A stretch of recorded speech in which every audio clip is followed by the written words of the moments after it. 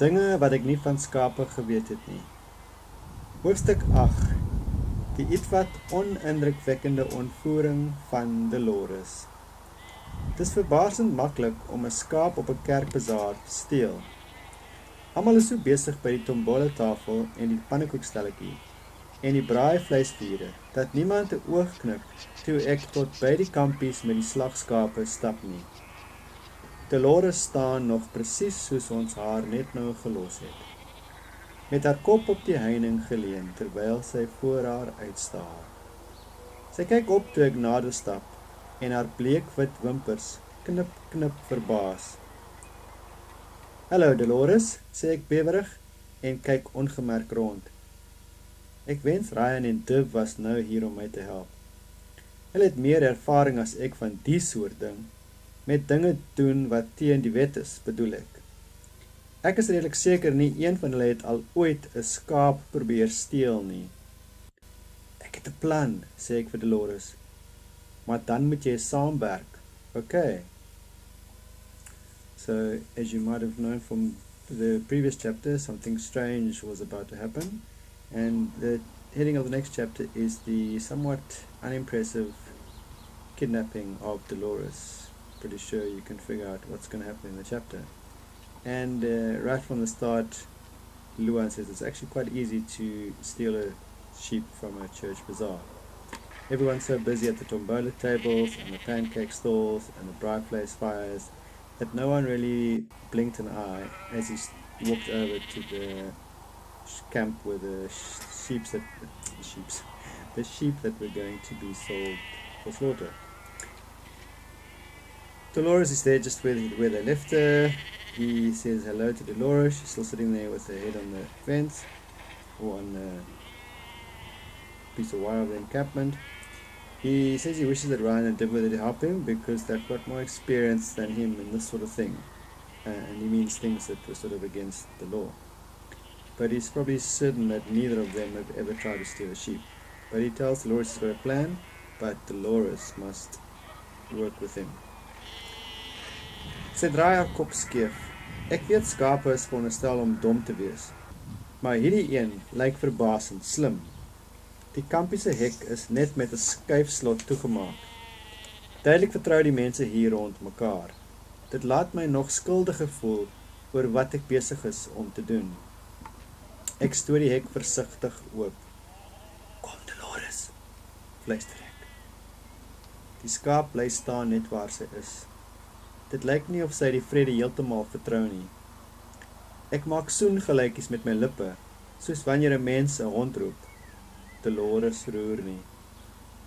"Daai een is baie mak," sê 'n stem reg agter my. Ek word yskoud. 'n Haasbek seentjie glimlag vir my. Hy is seker so 6 of 7 jaar oud, skat ek. "Ek dink sy was 'n hanslam," sê hy en bedui na die skaap. "Ons maak ook partykeer handslammers op die plaas groot, as hulle ma hulle weggooi."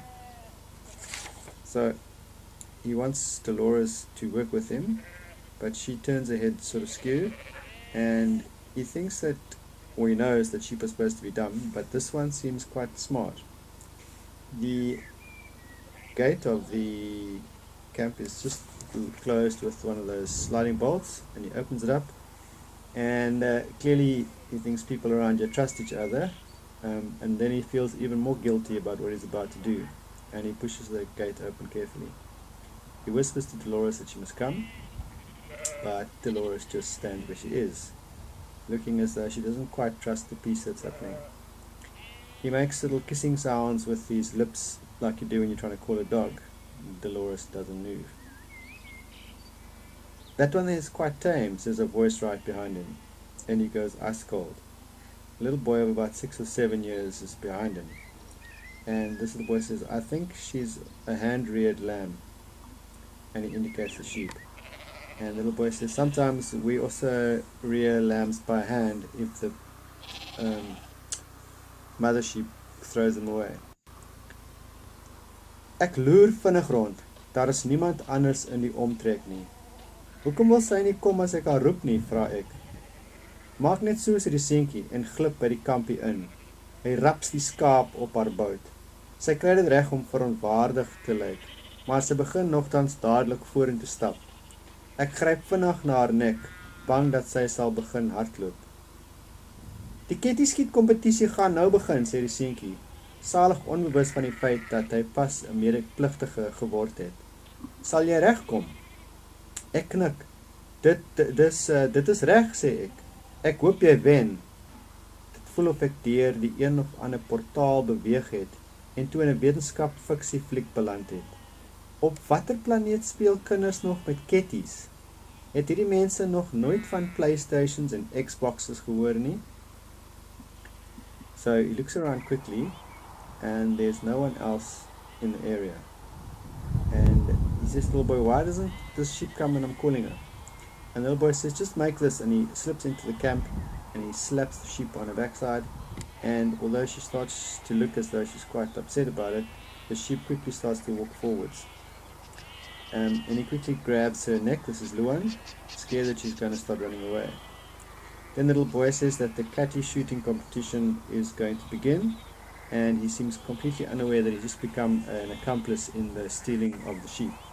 And the little boy says to him, are you going to be alright? Luan nods and says, yeah, that's fine, I hope you win the competition. And then he thinks to himself, it feels as though he's gone through a portal and landed in some or other science fiction movie. Because on what planet do children still play with catties? If you're not sure what a cat is, it's one of those things that you pull the elastic and then you can shoot stones with it, and it's got like a stick that's shaped like a V. If you're still not sure, maybe I'll post a little picture at the end of the video. And he wonders if these people have never heard of PlayStations and Xboxes. Sukkel lei ek die skaap agter die rye geparkeerde karre verby. 'n Paar mense kom verbygestap en kyk nuuskierig na my, maar niemand probeer my voorkeer nie. Toe ek in die straat kom, stoot ek Dolores dadelik agter 'n klomp karre in. Sy kyk rond en begin aan een van die struike kou wat voor die kerk se muur groei. Ek sug verlig toe ek my ouma se Land Rover sien aankom. Gelukkig kan jy dit 'n kilometer ver hoor brul, en dis buitendien onmoontlik om die geel gevaar te mis te kyk. Wag hier, sê ek vir Dolores. Sy steur aan nie aan my nie, en hou aan om aan die struik te eet. Ek storm vinnig tot in die straat en waai vir my ouma. Sy waai terug en ek beduie na 'n parkeerplek. Vinnig glip ek terug na waar Dolores nog rustig aan die kerk se tuin smil. Nou beter jy jou gedra, sê ek. Ek druk haar liggies in die rigting waar die Land Rover geparkeer is. Sy stap ewe gehoorsaam nader. My ouma se oë rek toe ek met 'n skaap aangestap kom. Luan, wat op dese aarde? Het jy al jou varkies verloor en 'n skaap in hulle plek gekry? Wat doen jy met die dier? Ouma, ek kan verduidelik, sê ek en kyk skuldig rond. Asseblief, kan ons haar agter in die Land Rover laai? So in that section, he struggles to get the sheep past all the rows of parked cars. A few people walking past look at him quite inquisitively, but no one tries to stop him. And when he gets into the street, he pushes Dolores behind some of the cars. She looks around and then she starts to chew on one of the bushes growing in front of the church wall. He sighs quite relieved when he sees his grand's Land Rover coming, and fortunately you can hear it coming from a kilometer away because of the loud noise it makes, and it's almost impossible to miss the yellow monster. He tells Dolores to wait, and then she doesn't take much attention or pay much attention to him, and she carries on eating the bush.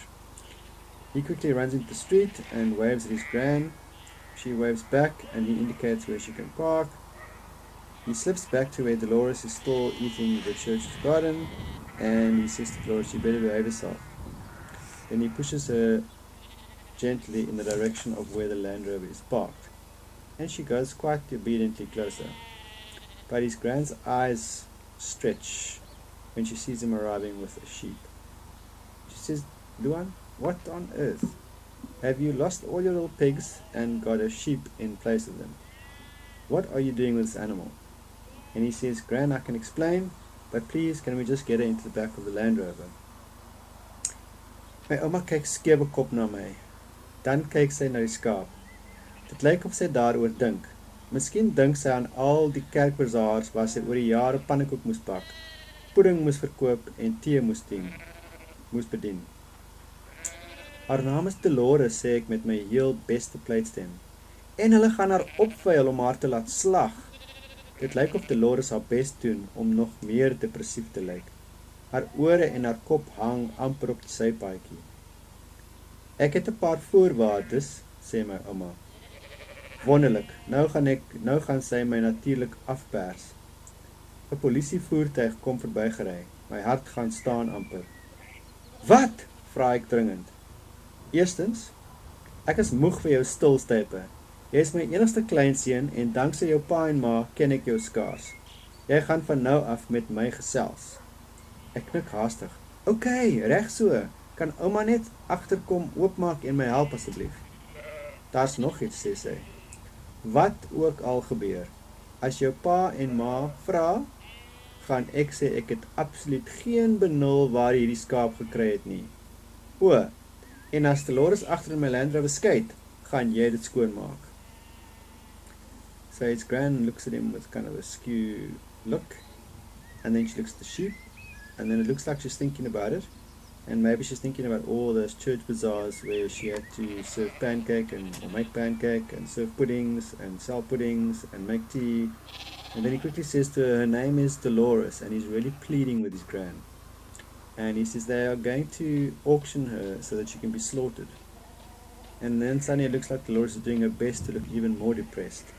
Her ears and her head are hanging almost onto the pavement. And then Gran says, well, I have a couple of conditions. And he thinks, wonderful, now she's going to blackmail me. And just then a police car comes driving past, and his heart almost stops. What? He says urgently. Firstly, she says, you must stop this silent treatment that you're giving me. You're my only grandson, and thanks to your mom and dad, or your dad and mom, I hardly know you. From now on, you need to talk to me. He nods hastily and says, okay, that's fine. Can you please open up the back and help me? There's one more thing, she says. Whatever happens, if your mom and dad ask, I'm going to say I had absolutely no idea where you got the sheep. Oh, she says. And if Dolores makes a poo in the back of my Land Rover, you are going to clean it. And that's the end of chapter 8.